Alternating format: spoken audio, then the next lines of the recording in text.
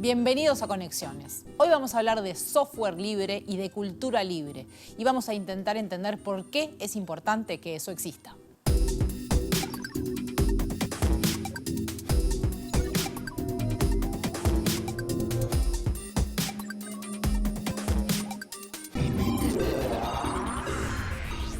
Cuando hablamos de software libre, hablamos de programas que se definen por el respeto a la libertad de los usuarios y la comunidad. En términos generales, los usuarios tienen la libertad de copiar, distribuir, estudiar, modificar y mejorar ese software. Con estas libertades, los usuarios, tanto individualmente como de forma colectiva, controlan el programa y lo que éste hace. Se trata de poder tomar decisiones sobre nuestra informática, de poder implementar las funciones que querramos, modificar el software, poder tomar la decisión de cuándo actualizar o cuándo no.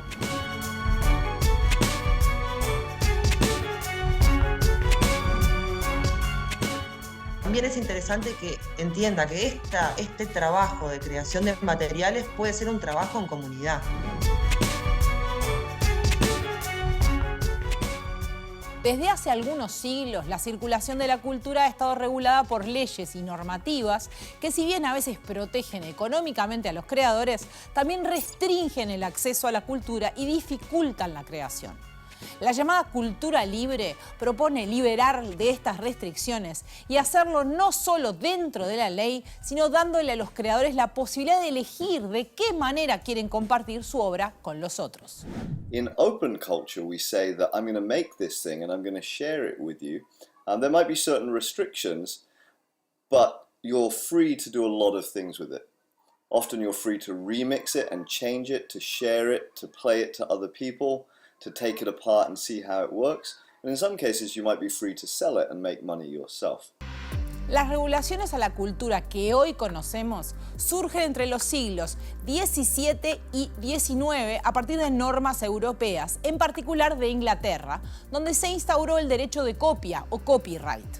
Este instrumento legal luego se expandió por el mundo hasta ser la base de la propiedad intelectual que conocemos hoy. En oposición al copyright, los movimientos de cultura libre defienden el uso del copyleft, un recurso legal que permite a los creadores que su obra sea abierta.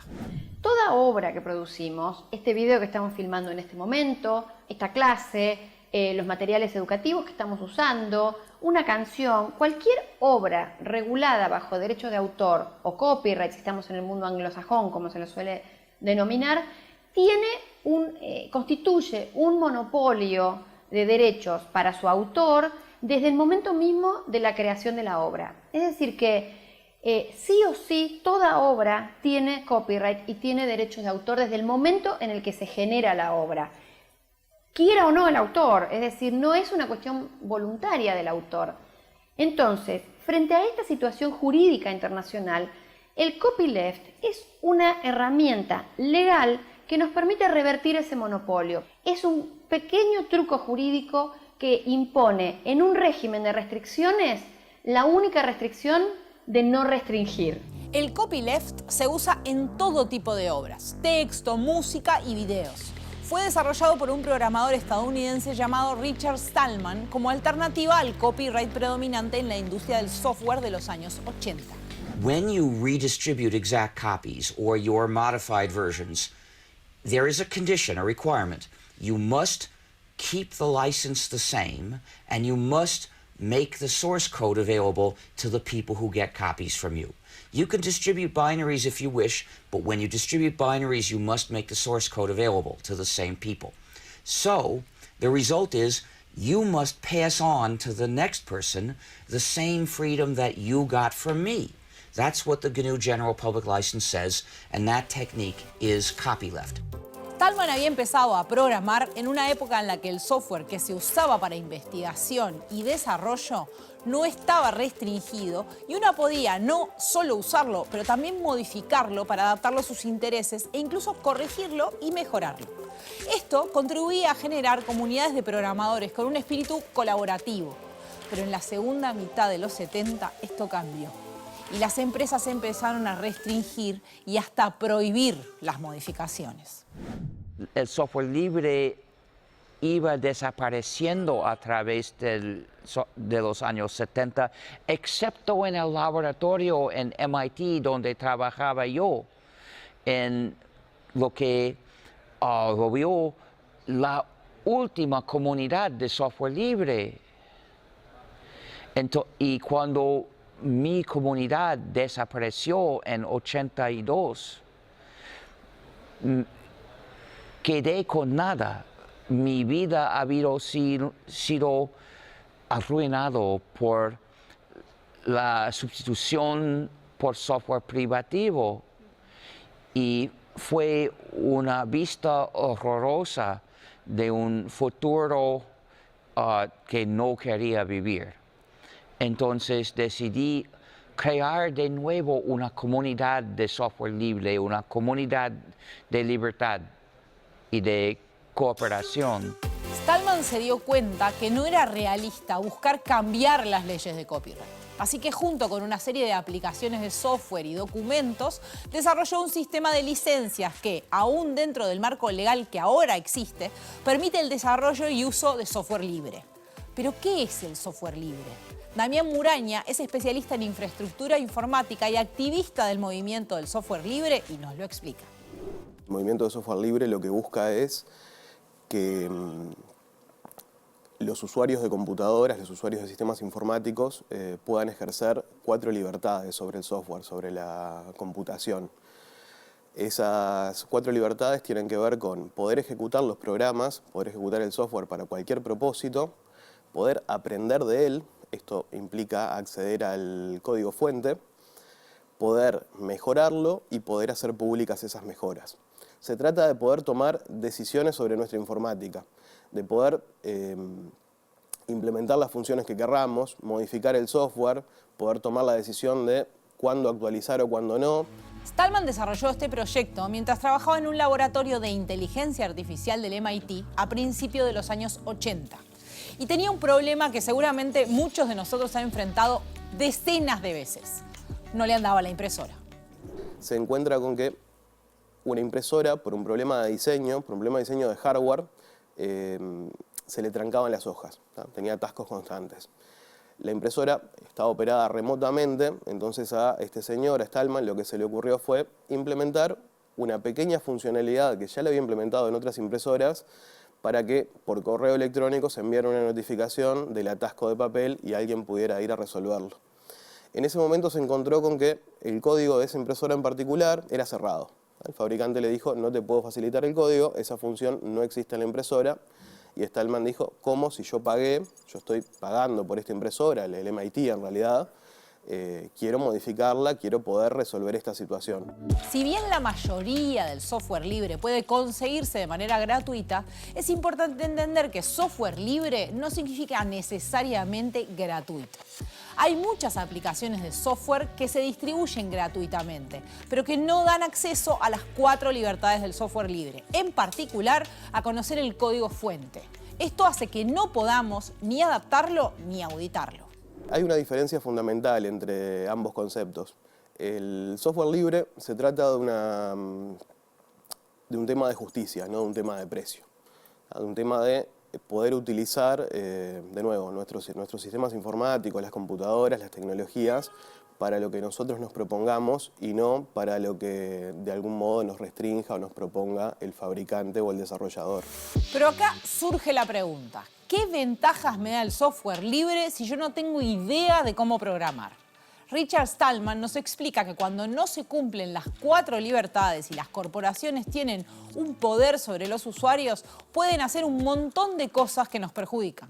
Well, when you've got proprietary software, what happens? Sometimes the program snoops on the user. Sometimes it tracks the user. Sometimes it restricts the user and stops users from doing what they want to do. You can see that the blue ray is your enemy. Sometimes the software remotely deletes books, as Amazon did with 1984.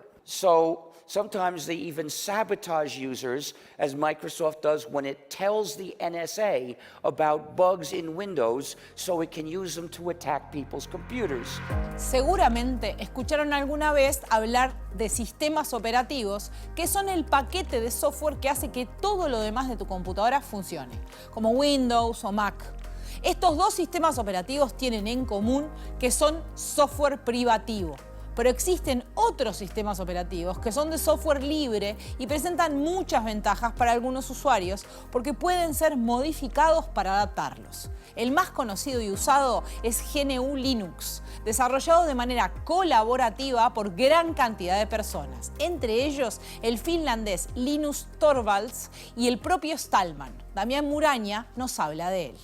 Es un sistema operativo de código abierto, es un sistema operativo libre, tiene muchísimas aplicaciones hoy en día, desde, de nuevo, la informática personal, la informática corporativa, se utiliza en empresas, se utiliza como puestos de trabajo, se utiliza para aplicaciones específicas, existen distribuciones Linux desarrolladas y enfocadas en creación artística, en edición de video, en fotografía, en ciencia, en usos por ahí más bien de oficina, donde el sistema operativo de base es el mismo, como bien decíamos, esto es software libre, el código se comparte, la gente lo puede distribuir, puede modificarlo y distribuir esas modificaciones, y de ahí salen todas estas distribuciones que se le llama del sistema operativo GNU Linux, con tantos usos específicos, soportadas gracias a esas 4 libertades y a la capacidad de modificar el código y de adaptarlo a las necesidades propias.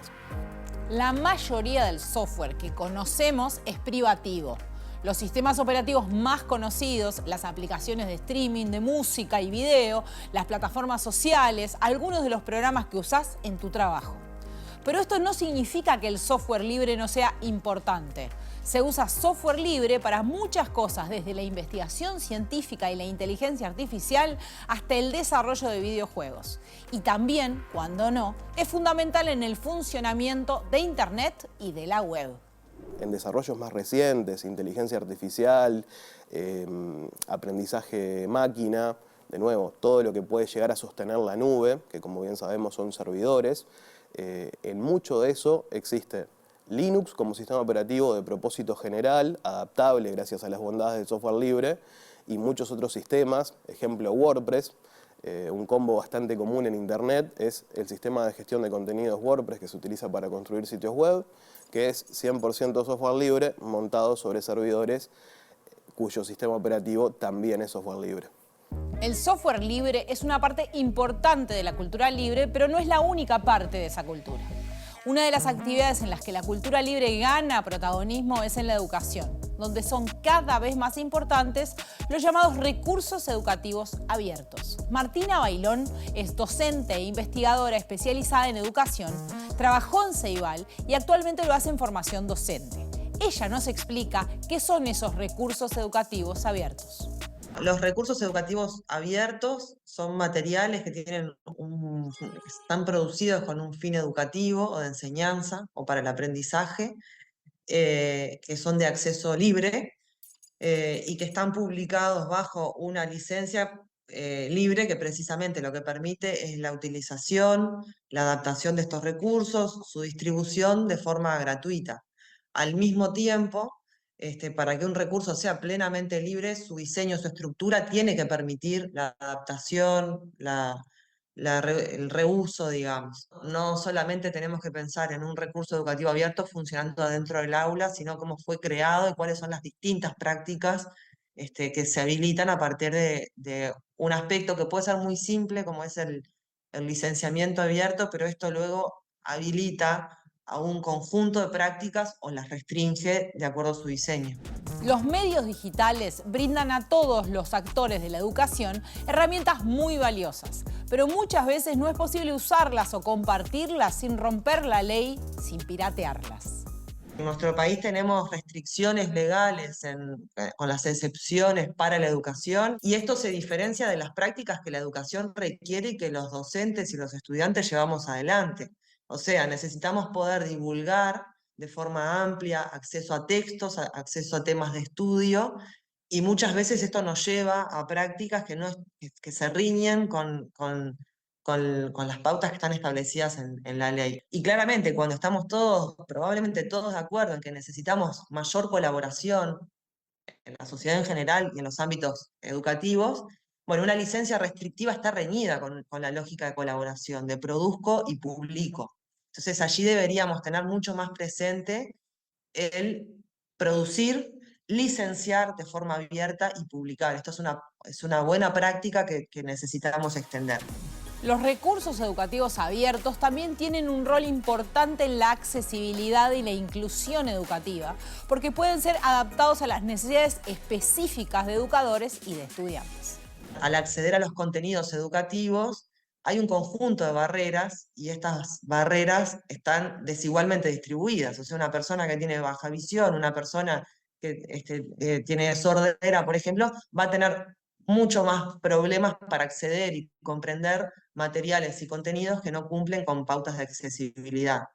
Y de nuevo, dentro del ámbito educativo, estimulamos o trabajamos el diseño universal para el aprendizaje. Esto quiere decir que a la hora de crear un contenido deberíamos tener en cuenta algunas pautas que garantizan el amplio acceso de este material, pero no podemos pensar que un formato sea universalmente accesible. Y acá lo que vuelve a ponerse arriba de la mesa es que el docente necesita poder manipular este recurso, necesita poder adaptarlo, ajustarlo a necesidades concretas de estudiantes. El uso de recursos educativos abiertos no solo es útil para la educación formal, sino que su inclusión en el aula también enseña a los estudiantes acerca de sus prácticas creativas de todos los días. El volver explícito que uno trabaja con contenidos, con licenciamientos abiertos, también nos abre la puerta a pensar y discutir cuál es el rol que tenemos como creadores de contenido y cuáles son las dinámicas de acceso al conocimiento que no implican solamente a un consumidor pasivo, a un estudiante receptivo de contenidos, sino que parte de lo que necesitamos impulsar y estimular es la dinámica de un mundo digital donde todos somos creadores de contenido desde muy pequeños.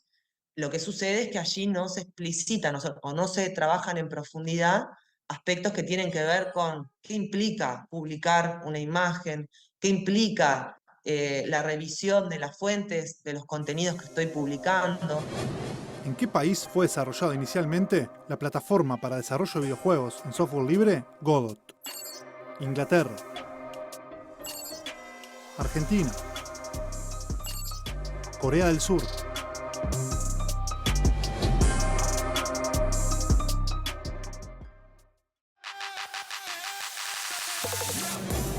¿En qué país fue desarrollada inicialmente la plataforma para desarrollo de videojuegos en software libre Godot?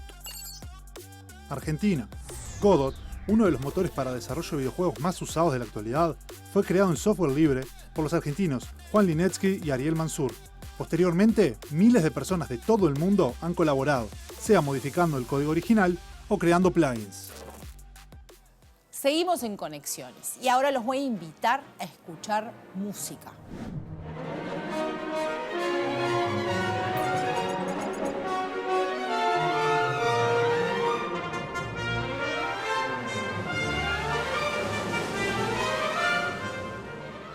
¿Notaron que en este fragmento se repiten variaciones del tema central de la Marsellesa, el himno francés? Tchaikovsky compuso la obra como un homenaje a la resistencia rusa contra la invasión napoleónica de 1812 y quiso representar a las tropas invasoras con esa línea melódica tan reconocible. ¿Pero ustedes creen que Tchaikovsky pidió permiso para usarla? Este no es el único caso. La historia de la cultura está llena de ejemplos de obras que fueron compuestas a partir de otras obras. Es así como siempre ha funcionado, desde Sófocles hasta George Lucas, pasando por Fra Angelico pintando los relatos del Nuevo Testamento y las Ketchup cantando a Cereje con la melodía de Rapid Delight de The Sugar Hill Gang, que a su vez tomaba la base musical de Good Time de Chic.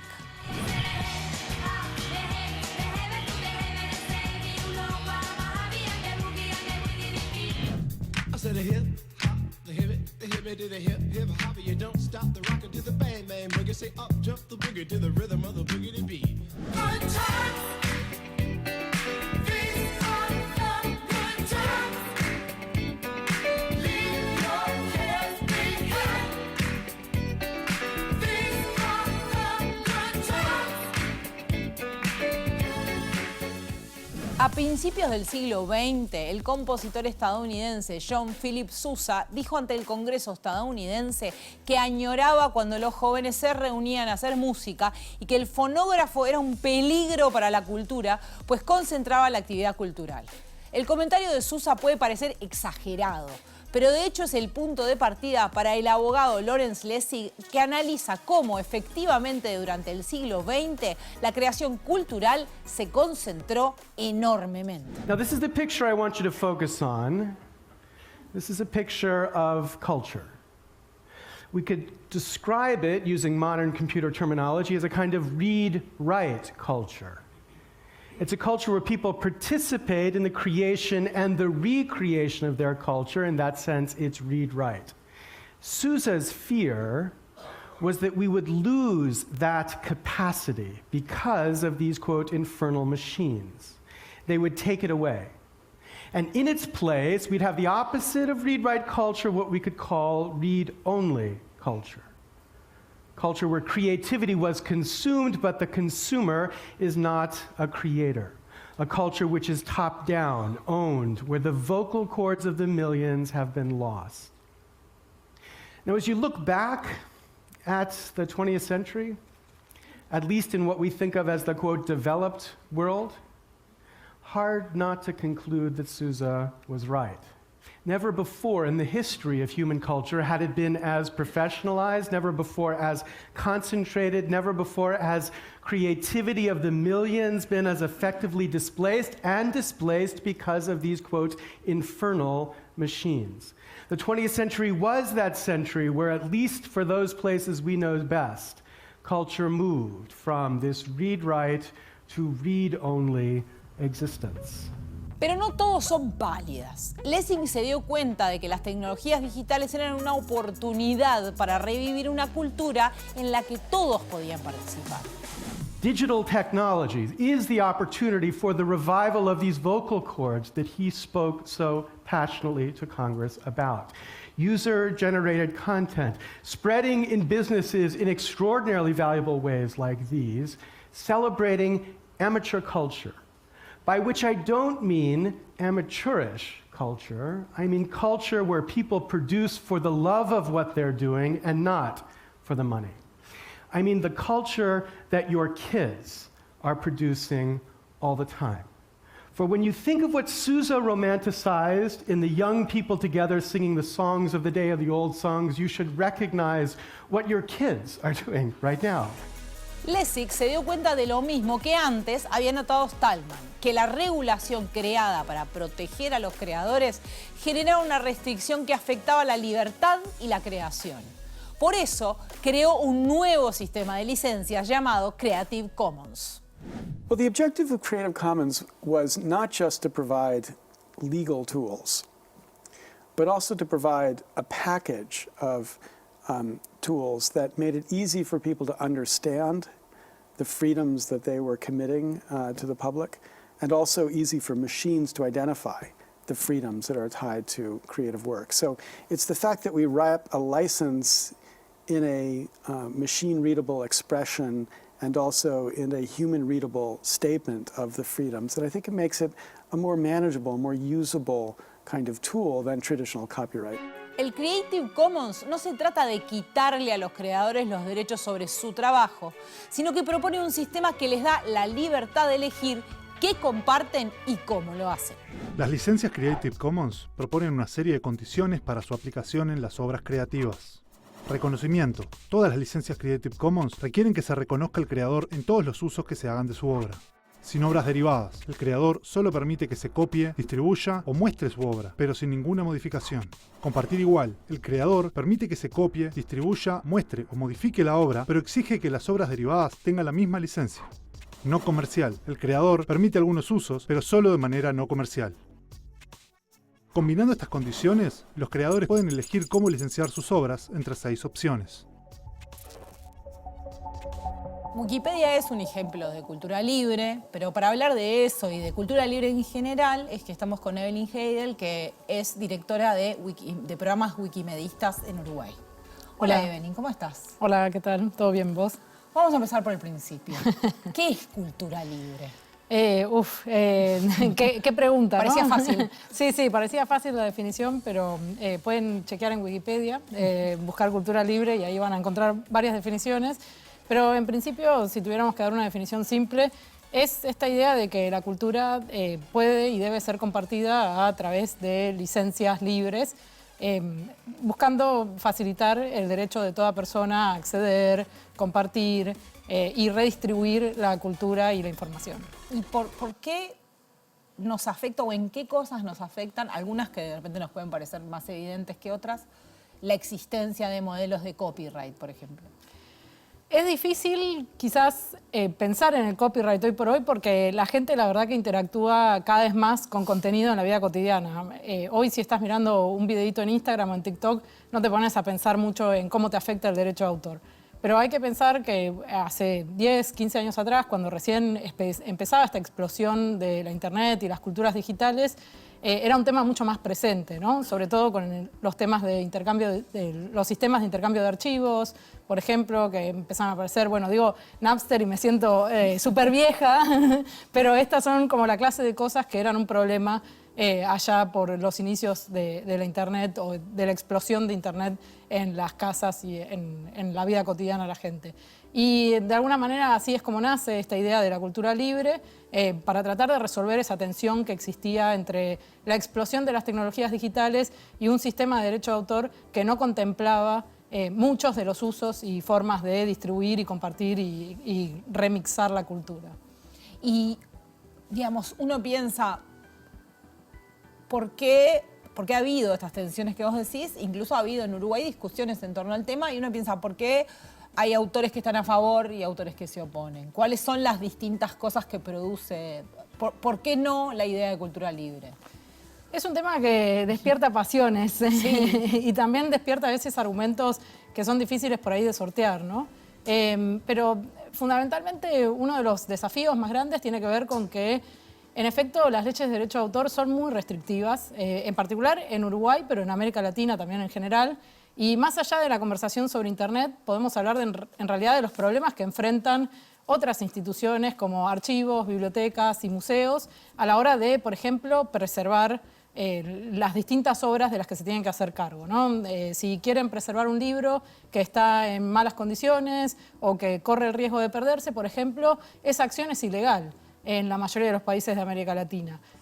Son ilegales un montón de tareas dentro de los archivos, las bibliotecas, los museos, y también son un montón ilegales un montón de actividades que se realizan, por ejemplo, en los claustros universitarios, ¿no? Cosas que uno por ahí ya tiene súper naturalizadas, pero intercambiar fotocopias o intercambiar libros, todas esas actividades están penadas por la ley y bueno, eso va más allá de la tecnología, ¿no? Y justamente el debate muchas veces se centra alrededor del tema de, bueno, los autores individuales, si pueden o no tener acceso a mejores condiciones de vida a través del derecho de autor, sin observar las causas y razones de interés público que pueden existir para justamente poner limitaciones y excepciones a ese derecho de autor.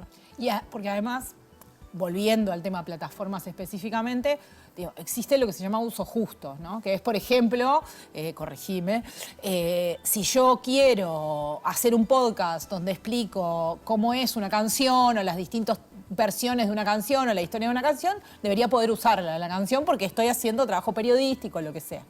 Pero en la realidad, y viviendo en países como el Uruguay, la realidad es que si yo subo eso a Spotify, me lo van a bajar. Sí, correcto. Porque no existe el uso justo en Uruguay. Esa sería la razón principal, la explicación de por qué lo harían. ¿Y eso qué impacto tiene, por ejemplo, en esto, en poder debatir y utilizar obras para explicar cosas?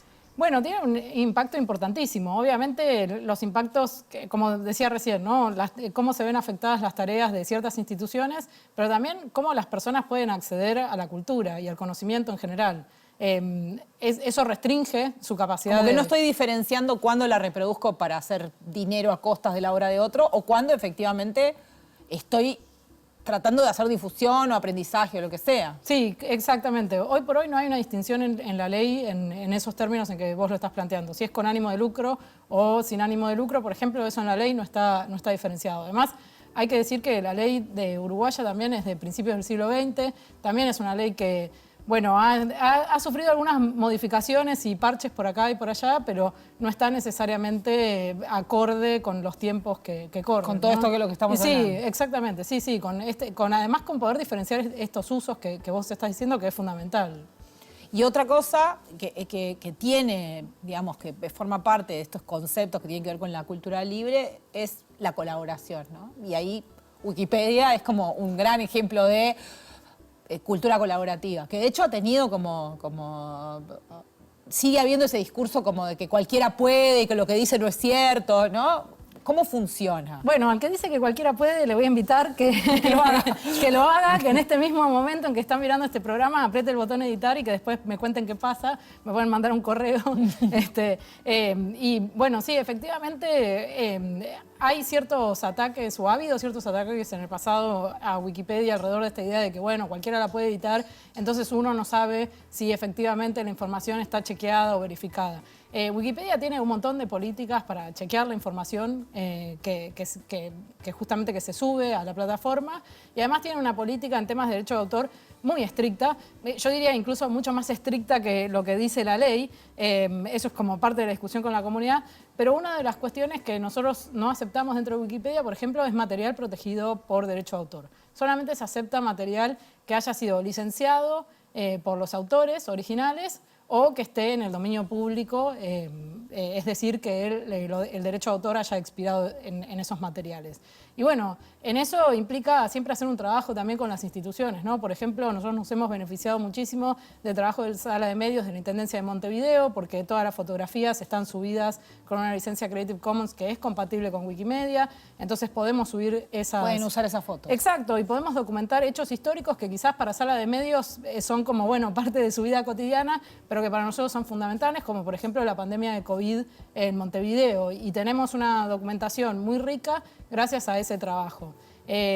También, por ejemplo, bueno, el Museo Nacional de Historia Natural ha subido imágenes, el Centro de Fotografía de Montevideo, que tiene todo su archivo histórico liberado en el dominio público, también hemos subido muchas de sus imágenes que ilustran y acompañan artículos vinculados al tema, ya sea desde la explanada del Parque Hotel hasta el carnaval o disfraz en Uruguay o distintos temas que de alguna manera acompañan a esos artículos a través de la fotografía, enriqueciendo así el contenido y bueno, obviamente también permitiendo que la comunidad colabore en rellenar a veces vacíos de información que existen, ¿no? Porque, por ejemplo, con el Museo Nacional de Historia Natural trabajamos mucho sobre temas que por ahí a otros países no les interesa, como la flora y la fauna nativa de Uruguay. Y a través de la fotografía podemos trabajar en mejorar artículos, crear artículos y de esa manera dar visibilidad también a cuestiones específicas del país y difundirlas hacia el afuera. Y para el que no sabe, ¿cómo es el proceso de creación colectiva de Wikipedia? ¿Cómo funciona Wikipedia? Arduo, trabajoso, no siempre gratificante, pero no, en realidad la comunidad es, cuando uno se encuentra ya una vez que estás inserta en la comunidad, es un proceso hermoso, porque realmente colaborás con personas de todo el mundo, personas que a veces no te esperás. Hay gente que, por ejemplo, está en este momento en la Franja de Gaza escribiendo Wikipedia desde una carpa en un campo de refugiados. Y esa es la gente apasionada que de alguna manera está ayudando a construir el conocimiento libre, colaborativo y abierto, ¿no? Y esa comunidad es con la que entras en contacto una vez que entras al mundo de los proyectos Wikimedia. Y es un proceso donde, bueno, trabajamos colaborativamente en la edición de artículos, pero también a veces hacemos campañas fotográficas, también identificamos temas que nos resultan de interés o donde vemos que hay brechas de información, por ejemplo. Sí, hubo varias movidas, por ejemplo, para hacer páginas de mujeres científicas, exacto, por ejemplo, que fueron bastante visualizadas. Sí, porque hay una brecha de género importante dentro de los proyectos Wikimedia, ¿no? Como la hay en la vida misma, en el mundo. En el mundo en general, pero sí, efectivamente, solamente el 20% de las biografías en Wikipedia son de mujeres.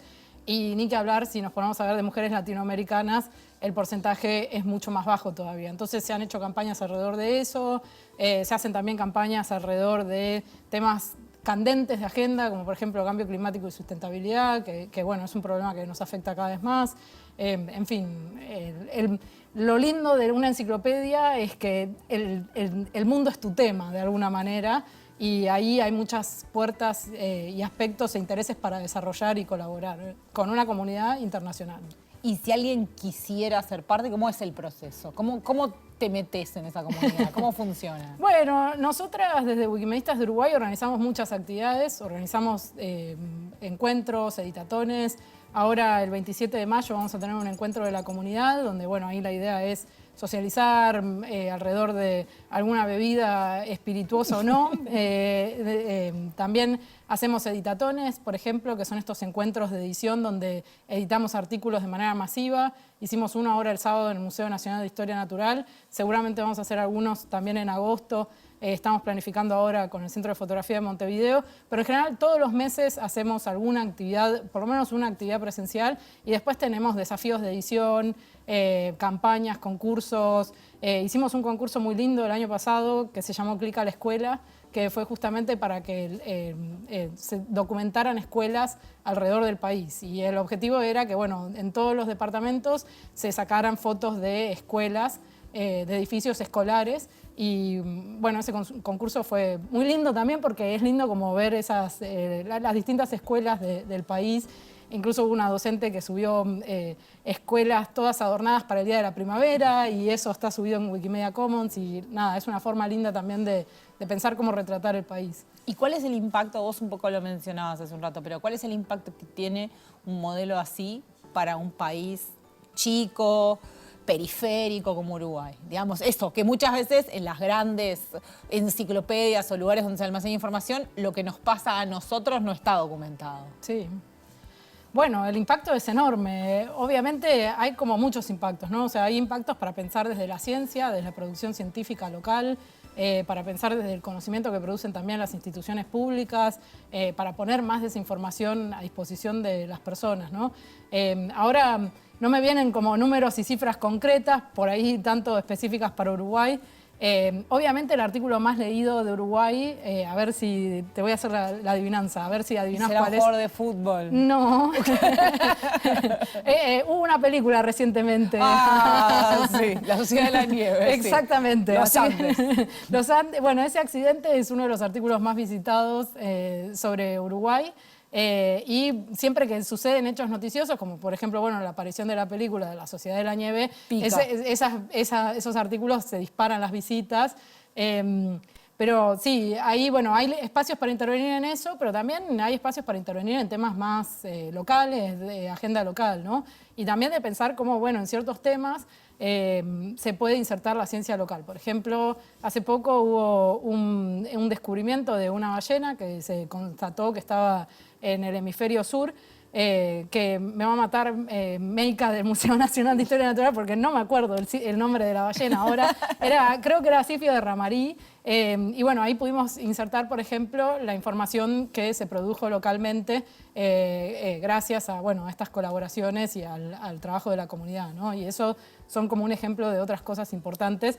Y bueno, ese artículo, por ejemplo, está traducido en 6 idiomas, ¿no? Y eso también, algo que muchas veces la gente no sabe, es que Wikipedia también se escribe en más de 300 idiomas, y eso hace que también tu visibilidad sea muy distinta en una plataforma que es multilingüe, global y que tiene mucha visibilidad.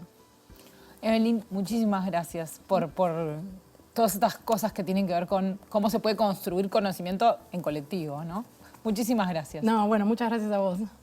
Y con ustedes seguimos en Conexiones. ¿En qué año se aprobó la ley que da preferencia al software libre en el uso por parte del Estado uruguayo? 2021, 2008, 2013.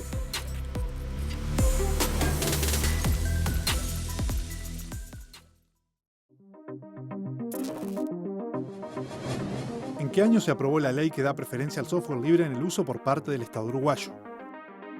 2013, La Ley 19.179, promulgada el 27 de diciembre de 2013, establece que cuando se contraten licencias de software, se dará preferencia al licenciamiento de software libre. En caso que se opte por software privativo, se deberá fundamentar la razón. La ley también establece que en caso de que el Estado contrate o desarrolle software, el mismo, al ser distribuido, se licenciará como software libre. El intercambio de información realizado con el Estado a través de Internet deberá ser posible en al menos un programa licenciado como software libre.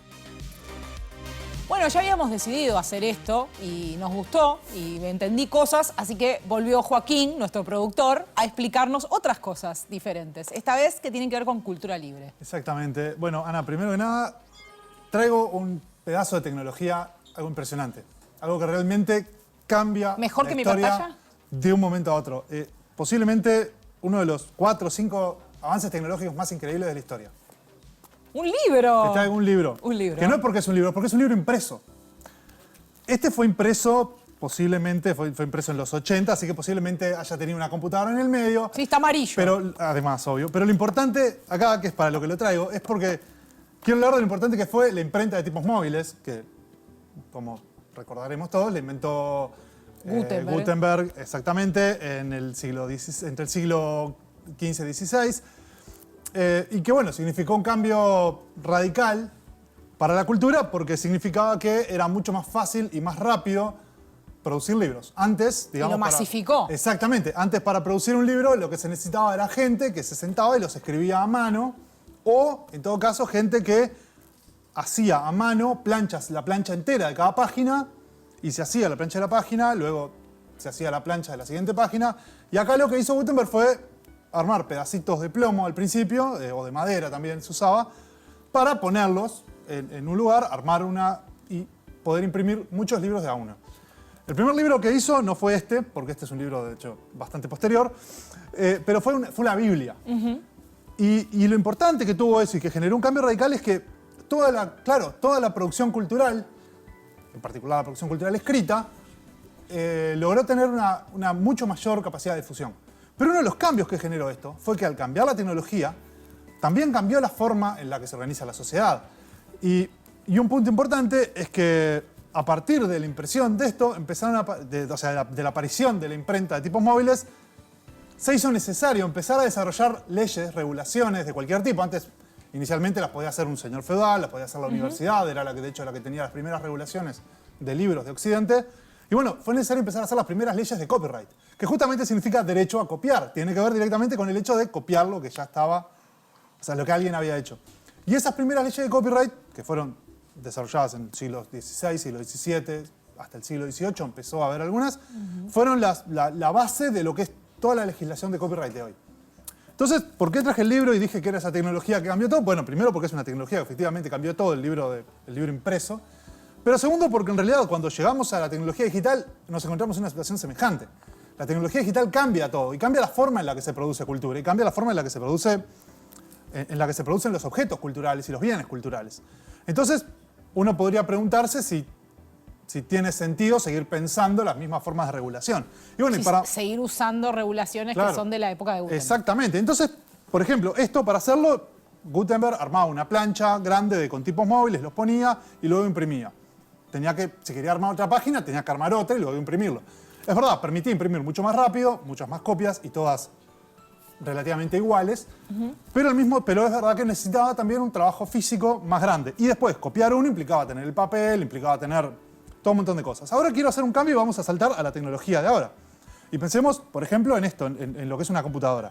Voy a traerte otro texto, ¿no? Por ejemplo, tengo este archivo de texto, es un archivo TXT. Ahí. No, este no era. No quiso. No, era ese, era este. Es un archivo TXT, ahí no importa de qué libro es. Lo importante acá es que tenemos ese archivo, ¿no? Voy a ponerlo, ver con ajuste de línea, para poderlo ver así. Y bueno, tengo este pedazo de texto, lo veo ahí. Que lo copié y lo pegué de algún lado. Lo veo que lo copié y lo pegué de algún lado. Pero lo más importante de esto es que yo así acá lo veo como texto. Pero en realidad, en términos de la computadora, esto es ceros y unos. Está codificado como ceros y unos. Voy a abrir esto, por ejemplo, también, que es el logo de TV Ciudad. Y nosotros lo vemos y nos imaginamos que es algo súper diferente. Pero también está codificado como ceros y unos. Lo único que tiene un montón de información adicional que le dice a esta pantalla magnífica que tenemos cómo tiene que abrirlo. Pero en sí está hecho de ceros y unos. Y algo que tienen los ceros y unos, para las computadoras es que es muy fácil copiarlos. Entonces, por ejemplo, voy a hacer otra cosa. Voy a abrir este otro archivo que también tengo acá, otro archivo de texto. ¿No? Esto lo saqué de la Wikipedia, de hecho. Es los primeros 2 párrafos de la Wikipedia de Diego Capusotto. ¿No? Y entonces ponele, tenemos eso. Y yo quiero mezclar eso con este fragmento que tenía. Entonces agarro y elijo. ¿No? Pongámosle seleccionar todo. Y ahí, edición, copiar. Y vengo acá, me paro acá. Edición, pegar. Y lo mezclaste. Exactamente. Y ya tengo, y en realidad te das cuenta que lo que acabo de hacer es efectivamente generar el texto, lo copié absolutamente con ese pequeño movimiento. Esto no significa que, bueno, entonces vamos a copiar y pegar todo porque no importa. Obviamente, porque sigue habiendo cuestiones que hacen importante que haya tipo de regulaciones y por eso existen todo ese tipo de licencias. Pero lo importante es entender que el cambio tecnológico implicó un cambio en la forma en la que se produce la cultura y hace que en realidad yo, si quería antes copiar este libro, tenía que ir a una fotocopiadora, había un trabajo físico que era específico y por lo tanto necesitaba un tipo de regulación. Y esto necesita otro tipo de regulación, incluso para la creación. Después porque yo puedo además construir una cosa que es otra cosa diferente a partir de 2 cosas que son de otro. Que antes también era posible, pero de otra manera. El collage, pensemos, ¿no? Era perfectamente posible agarrar y recortar cosas y hacer libros. De hecho, se hacían libros a partir de collage, era algo relativamente común. Y ahí hay otro problema, claro, como esa tecnología no estaba cuando se inventaron los primeros, no existía el fotocopiado, cuando se inventaron las leyes de copyright, no estaban regulados dentro de eso, entonces ahí había un vacío legal. Entonces, incluso para proteger a los creadores, es necesario que toda la legislación entienda la tecnología. Y nosotros, bueno, como comentaba hace un rato Evelyn, nuestra regulación tiene más de 100 años con algunos agregados en algún lado, pero en general nos estamos moviendo con regulaciones que son viejas. Y por eso es que este tipo de licencias de los que, bueno, has estado hablando hoy, es importante entender la importancia que tienen estos para el cambio y cómo en realidad el cambio tecnológico nos tiene que obligar a repensar la forma en que, no solamente en la que legislamos, sino la forma en la que nos vinculamos con los propios objetos culturales que tenemos. Buenísimo, Joaquín. Muchísimas gracias por esta explicación. No, por favor. Y por entender que los libros también eran tecnología y tenían un impacto en la legislación y ahora deberíamos como repensar algunas cosas que venimos trayendo desde hace un montón de siglos. Muchísimas gracias. No, por favor. Y con ustedes seguimos en Conexiones. ¿Recuerdan que hace un ratito escuchamos a Stallman hablar de la importancia de las comunidades de usuarios de software libre? Bueno, ese es un factor importantísimo, porque tal vez yo no sepa o no tenga el tiempo de ver el código fuente, o tal vez no sepa cómo implementar las mejoras que se me ocurren.